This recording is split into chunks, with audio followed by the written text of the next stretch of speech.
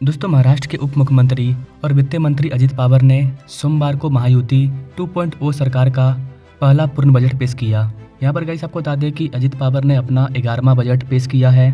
आज के इस वीडियो में हम लोग स्पेशली फोकस करने वाले हैं कि मुंबई में जो तीसरा हवाई अड्डा बन रहा है उसके लिए कितना पैसा जारी किया गया है, मुंबई में तीसरा हवाई अड्डा कहाँ बन रहा है, क्यों बन रहा है, कितने बजट के साथ इसको बनाया जाएगा। साथ ही हम लोग प्रमुख मेट्रो लिंक पर भी कितना पैसा जारी किया गया है उसके बारे में भी जानेंगे। ये दोनों मुंबई के लिए बहुत इंपॉर्टेंट प्रोजेक्ट है, चाहे मेट्रो हो या फिर मुंबई का तीसरा हवाई अड्डा हो। तो आइए लेट न करते हुए स्टार्ट करते हैं आज का वीडियो। नमस्कार and welcome to all India project, मैं हूं विकास।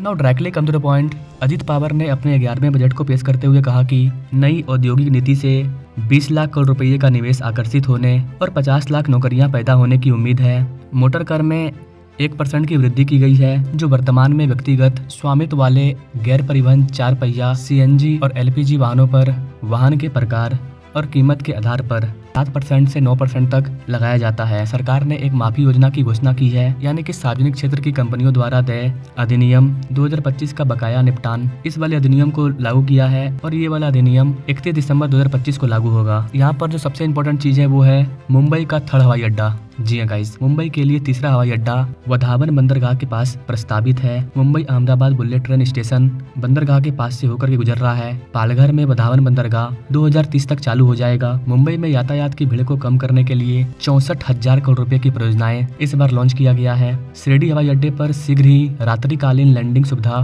शुरू की जाएगी। मुंबई के छत्रपति शिवाजी महाराज अंतर्राष्ट्रीय हवाई अड्डे को नवी मुंबई अंतर्राष्ट्रीय हवाई अड्डे से जुड़ने के लिए एक मेट्रो कॉरिडोर को बनाया जाएगा, जिसको की मेट्रो लाइन 8 बोलते हैं। इस पर मैंने वीडियो बना दिया है पहले ही, डिटेल में अगर आप जानना चाहते हैं मैं डिस्क्रिप्शन बॉक्स में इसका लिंक डाल दे रहा हूँ, आप चाहो तो जाकर के देख सकते हो। साथ ही गाइस आपको बता दें कि नवी मुंबई अंतर्राष्ट्रीय हवाई अड्डे से अगले महीने से घरेलू उड़ानें शुरू होंगी। लगभग 85% काम पूरा हो चुका है और परीक्षण सफलतापूर्वक हो चुके हैं। गेटवे ऑफ इंडिया से एलिफेंटा तक सुरक्षित यात्रा के लिए नाव संचालकों को वित्तीय प्रोत्साहन दिया जाएगा। 2025-26 में लड़की बहन योजना के लिए 36,000 करोड़ रुपया आवंटित किया जाएगा। पुणे मेट्रो के दूसरे चरण के लिए 9,897 करोड़ रुपया का प्रस्ताव है। अब अगर डिटेल में बात करें मुंबई के तीसरे हवाई अड्डे के बारे में कि मुंबई अपना तीसरा हवाई अड्डा क्यों बना रहा है, जबकि मुंबई का जो दूसरा हवाई अड्डा है वो इसी साल ओपन होने वाला है, तो फिर मुंबई को एक और हवाई अड्डे की क्या जरूरत है। तो गाइस आपको बता दें कि महाराष्ट्र विधानसभा में बजट को पेश करते हुए वित्त मंत्री अजित पवार ने कहा कि नवी मुंबई के उलवे में 1160 हेक्टेयर में फैले नव विकसित नवी मुंबई अंतर्राष्ट्रीय हवाई अड्डे की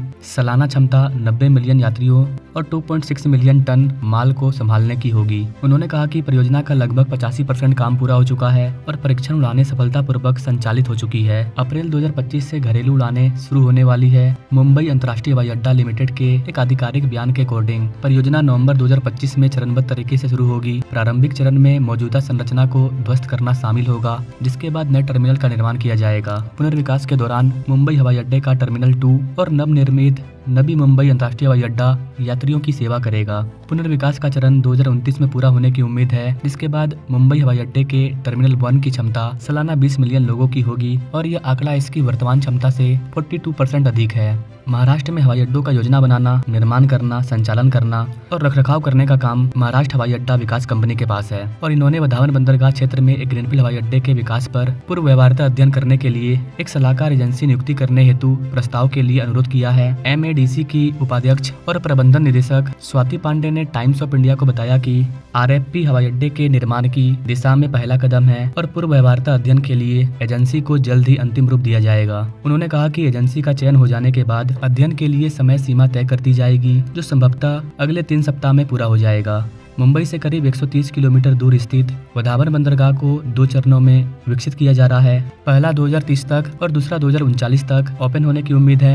ये दुनिया के 10 सबसे बड़े बंदरगाह में से एक बन जाएगा। इसमें करीब 76,200 करोड़ रुपए का निवेश होगा और ये अपने प्यारे भारत के मध्य पूर्व यूरोप आर्थिक गलियारे का एक अभिन्न अंग है। पिछले नवंबर में विधानसभा चुनाव से पहले प्रधानमंत्री नरेंद्र मोदी ने घोषणा की थी कि इसके पास एक नया हवाई अड्डे का काम जल्दी शुरू हो जाएगा। उस घोषणा से 3 महीने पहले मुख्यमंत्री देवेंद्र फडणवीस ने कहा था कि इसे पुनः प्राप्त भूमि पर बनाने की योजना बनाई जा रही है।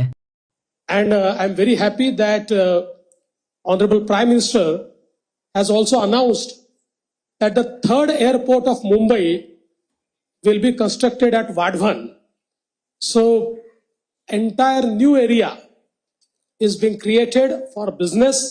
MMR में तीसरा हवाई अड्डा बनाने का विचार MVA सरकार के कार्यकाल के दौरान सामने आया, जिसमें पालघर जिले के दबचारी या केलवा माहिम में एक घरेलू हवाई अड्डे का प्रस्ताव था। नवी मुंबई हवाई अड्डा मई जून में चालू होने की उम्मीद है। मौजूदा अनुमानों के अकॉर्डिंग शुरुआत में यह केवल घरेलू परिचालन ही संभालेगा, जबकि जुलाई में अंतर्राष्ट्रीय उड़ानें भी शुरू हो जाएगी। मुंबई के तीसरे हवाई अड्डे की सबसे खास बात यह होगी कि इसको समुद्र के बीच में आर्टिफिशियल आइलैंड पर बनाया जाएगा। अगर आप डिटेल में जानना चाहते हैं कि मुंबई समुद्र के बीच में हवाई अड्डा क्यों बना रहा है, तो आप हमारे इस वाले वीडियो को देखिए। 2 वीक पहले मैंने इस वाले वीडियो को अपलोड किया है, आप इसको देख सकते हैं। इसमें मैंने मुंबई के थर्ड एयरपोर्ट के बारे में डिटेल में बताया है।